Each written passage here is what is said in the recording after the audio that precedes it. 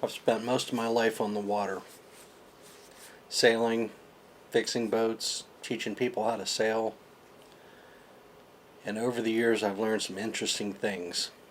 Bigger boats don't always mean better days. Growing up, my dad always had some kind of a small motorboat or canoe. I've spent most of my life on the water, sailing, fixing boats, diving, teaching people how to sail, and over the years I've learned something interesting.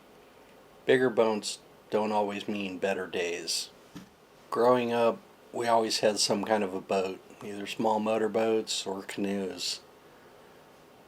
And my dad got me started with my love of the water. One of my first jobs was working at a local Hobie Cat dealer, fixing boats, teaching people how to sail, and selling boats. While repairing boats, I was always around sailors and had many sailing adventures over the years. Then I started teaching sailing. I became a U.S. certified sailing instructor and really found a love for sharing my love of the water with others. It's really cool teaching people that don't know anything about being out on a boat how to go sailing.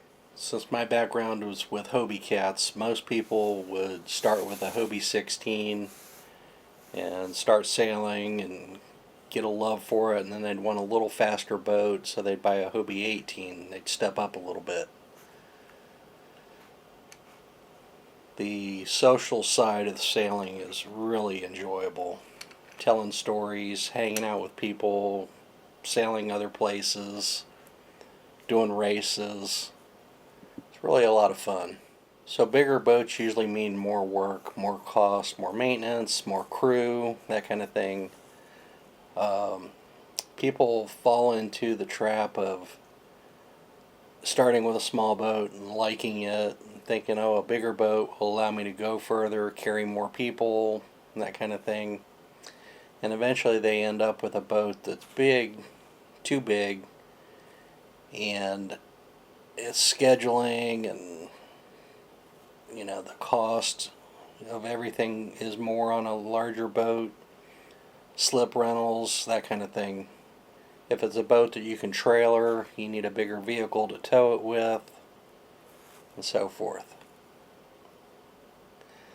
The two happiest days in boating are the day you buy a boat and the day you sell it. So our first Hobie was a Hobie 16, and my brother and I basically taught each other how to sail, and it was really a lot of fun. We learned a lot from sailing. The teamwork that goes with it, the planning, logistics, just, a whole wide range of stuff. And eventually I ended up with a Hobie 18. And I sailed that boat for a really long time. I actually had a couple of them, but the last one I sailed for a couple of years. Really enjoyed it. It was big enough that we could take the family on it, and small enough that I could single-hand it. And then life got busy, and I sold the boat, and I actually sold the boat for more than I paid for it, which never happens. But I put a lot of work into the boat, and I got a good deal when I bought it, and it was a good boat that went to a new owner. After a while, I wanted another boat. So I ended up getting a 15-foot canoe. And it was a brand new boat, but it was 5 years old. It had never been sold. I bought it from Dick's Sporting Goods, and it had a couple scratches on it from them moving it around so much, so I got a really good deal on it.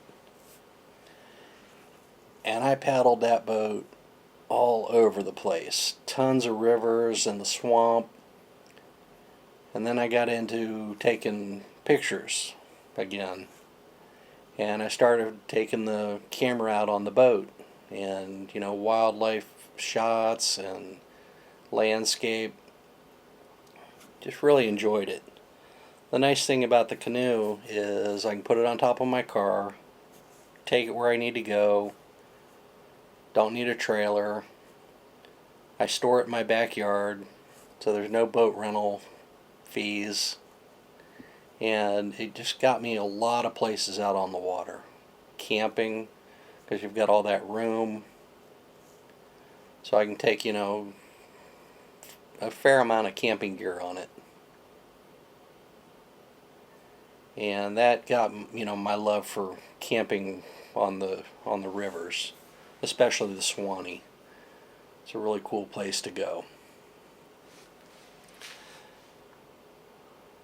Last couple years ago, I wanted to expand where I was going.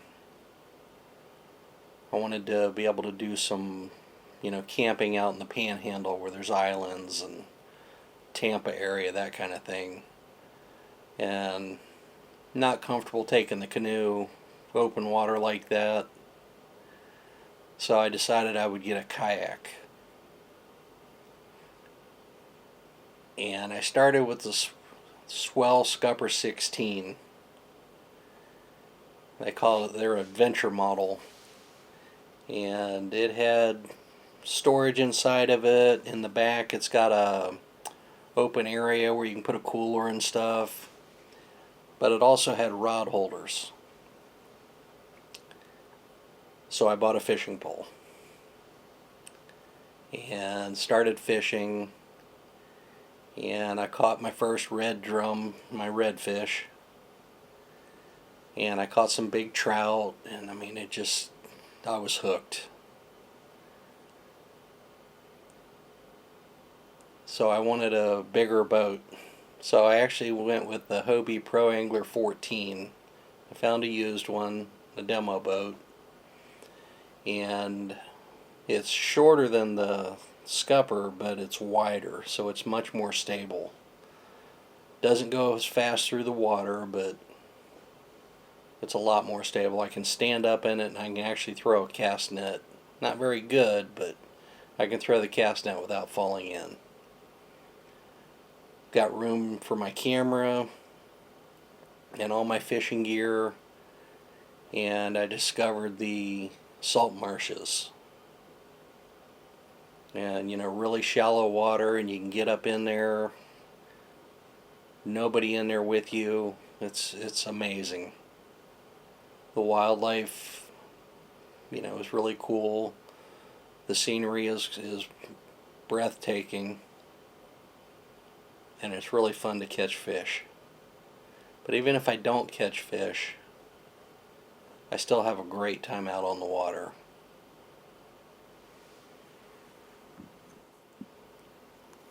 For me, being out on the water has never been about how big the boat is. It's about how often you go and the memories you bring back with you. It's been Emory Outdoors. Thanks for watching.